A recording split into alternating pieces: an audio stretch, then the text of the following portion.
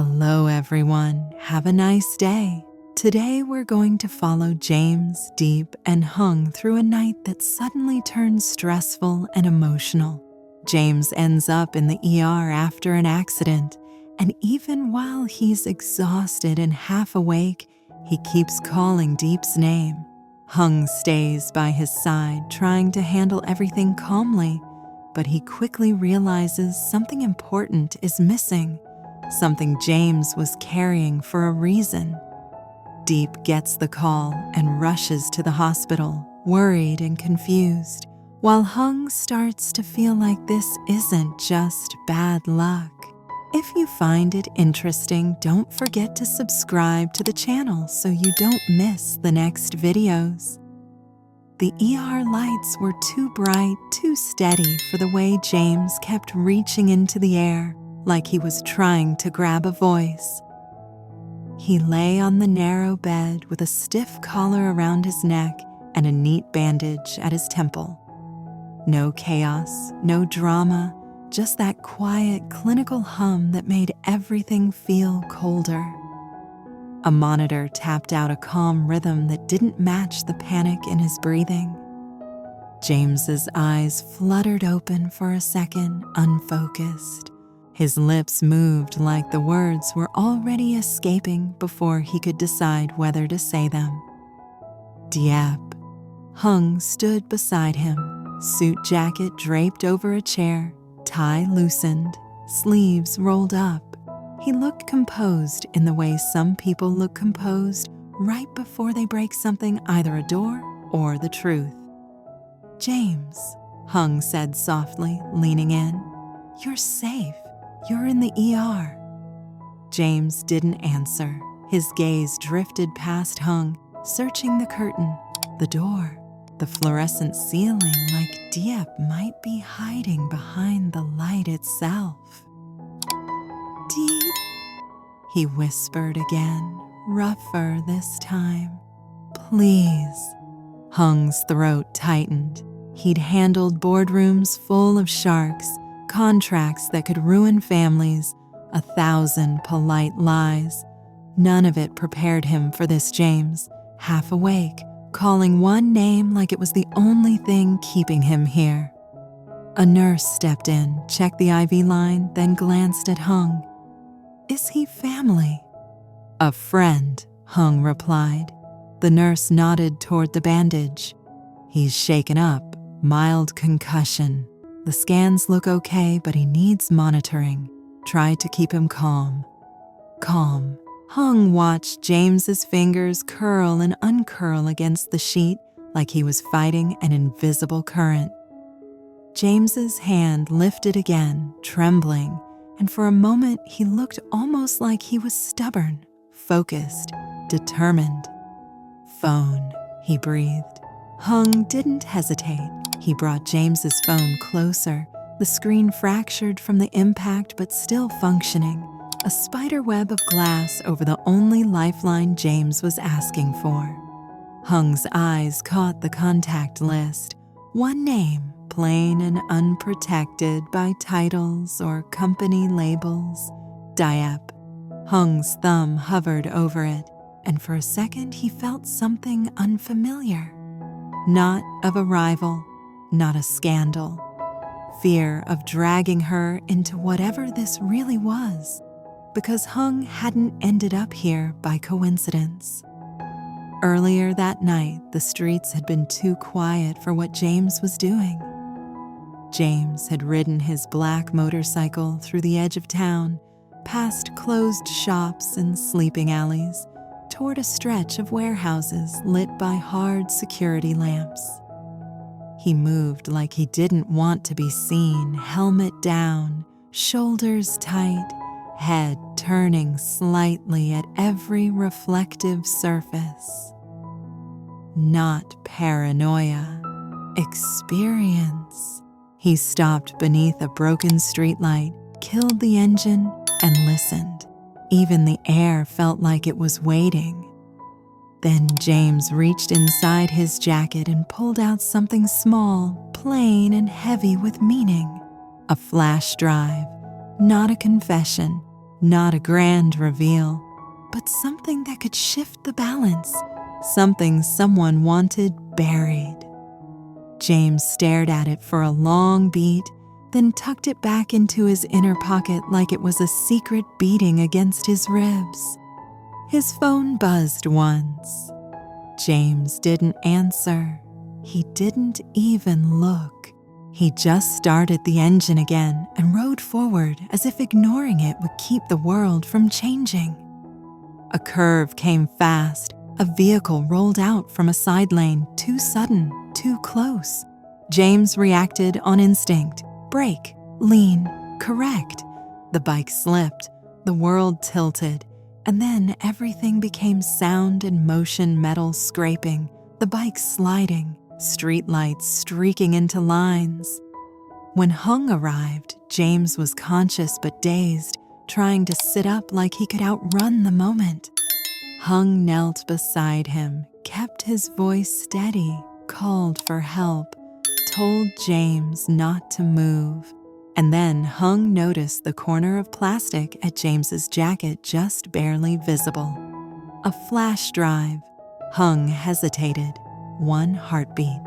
Then he pulled it free and closed his hand around it. Back in the ER now, Hung stared at James's face, at the tension even in his half-sleep, and finally pressed call. It rang once, twice. Voicemail. Hung tried again. Then he typed carefully, as if careful words could keep Diep from panicking. "This is Hung. James had an accident. He's in the ER. He keeps calling your name. Please call me as soon as you see this." Delivered. Hung exhaled once, slowly.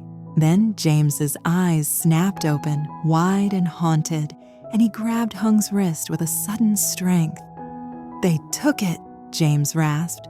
"Don't trust." Hung leaned closer. "Who took it? James, tell me." James's grip loosened. His gaze slid toward Hung's pocket, toward where the flash drive should have been. Hung's stomach dropped. He slid his hand into his pocket.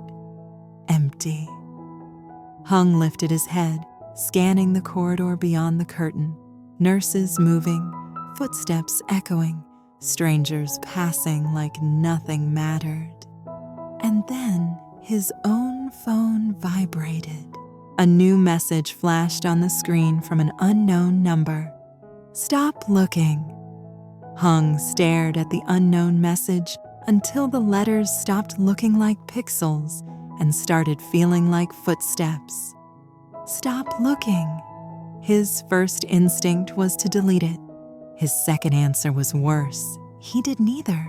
Instead, he tightened his grip on James's cracked phone and watched James's face for any sign of waking.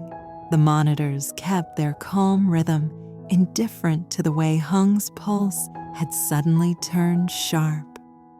James shifted, brows knitting, as if the warning had reached him through the air. His lips moved again. "Diep." Hung swallowed. Then he stepped out from behind the curtain, forcing his expression into something neutral as he approached the nurse's station. "Excuse me," he said, voice polite. "Did anyone come in asking about him? Anyone who didn't look like a staff?" The nurse glanced up.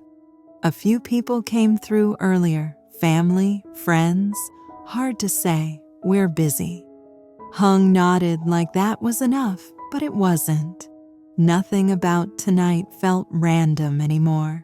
A clean accident didn't come with messages from unknown numbers. A clean accident didn't make evidence disappear out of a pocket. He returned to the bedside just as James's eyes fluttered open again. This time they landed somewhere closer to reality, still foggy but searching with purpose. "Where is it?" James whispered. Hung leaned in. "It's gone." James closed his eyes for a second, like hearing that hurt more than the crash. When he opened them, they held something raw. "I had it," James said, voice thin. "I took it. Hung's jaw tightened. From where? James tried to sit up and immediately winced, the effort draining him. Hung steadied him with a hand on his shoulder. "Don't fight your body," Hung murmured. "Just tell me what it was." James's gaze flicked toward the curtain, toward the hallway. His voice dropped. "Proof." Hung kept his face still, but inside, everything rearranged itself. "You mean the only proof," Hung said quietly, "that can tie your father to what you told me?" James's eyes softened at the name he didn't want to hear, father. His breath shuddered. "I didn't want to ruin him," he said. "I just wanted him to stop. I wanted you to stop telling me it's strategy, while Diep and Ly live like they're one mistake away from losing everything." Hung felt the weight of that sentence land in his chest. He'd always treated problems like puzzles. James treated them like people. "Diep doesn't know," Hung said. James's gaze snapped back to him. "Don't." "I won't," Hung cut in, immediately softer. "But you kept calling her, so I called her." James's expression changed to panic and longing tangled together. "Did she?" Before Hung could answer, his phone vibrated again. A new message. Same unknown number. "Leave the niche you don't belong in." Hung's eyes narrowed. The word hit is different, too specific, too intentional, not just a threat, a signal. Someone knew James wasn't supposed to have that flash drive. Someone knew it could change the game. And then Hung's screen lit up with an incoming call. "Diep." Hung answered instantly, stepping a few paces away so James wouldn't strain himself listening. "Diep," he said, "I'm here." Her voice came through breathless, trembling, trying to stay steady and failing. "Where are you? What happened to James?" Hung glanced back at the bed. James was watching him now, eyes wet and furious with helplessness. "He's in the ER," Hung said carefully. "He's okay, but he's shaken up. He keeps calling your name." There was a small sound on the line like she'd covered her mouth. "I'm coming," Diep said. "Tell me which hospital, right now." Hung gave her the address, the entrance, the floor, each detail like a rope thrown across distance. When he hung up, James's breath came out uneven. She's coming?" he asked. Hung nodded. "Yes." For a moment, something eased in James's face, like the room got warmer just from that. Then Hung's gaze drifted back to his empty pocket, and the warmth vanished. "James," Hung said, voice low, "you need to tell me exactly where you got the flash drive. Who knew you went there?" James stared at the ceiling, fighting the fog, trying to remember while the memory tried to hide. "I didn't tell anyone," he whispered. "Only I saw a man near the gate. He wasn't safe." Hung's phone vibrated a third time. This time it wasn't a message. It was a photo. A grainy image of the ER hallway, this hallway taken from a distance, like someone was watching right now. And under it, one line, "Diep should turn around." James tỉnh dậy trong phòng cấp cứu sau một tai nạn, liên tục gọi cho Diệp trong tình trạng mơ màng. Hùng đến và cố gắng xử lý tình huống nhưng phát hiện ra trụ USB chưa bằng chứng quan trọng của James đã biến mất. Khi James dần dần được tỉnh táo, anh thừa nhận chiếc USB đó là bằng chứng liên quan đến một hành vi sai trái nghiêm trọng. Anh lo sợ nó sẽ gây nguy hiểm cho Diệp và con của cô. Hùng liên lạc với Diệp, người khăng khăng đòi đến ngay lập tức. Trong khi đó, những tin nhắn đe dọa từ số điện thoại không xác định cảnh báo rằng họ ngừng tìm kiếm và thậm chí còn nhắc đến Nietzsche, cho thấy người gửi biết rõ kế hoạch của họ. Căng thẳng leo thang khi Hùng nhận được một bức ảnh chụp bên trong hành lang bệnh viện. Em chỉ việc bị theo dõi. Lời cảnh báo cuối cùng thật rùng rợn. Diệp Ninh quay lưng lại. Em chỉ cô có thể bước vào nguy hiểm hay không?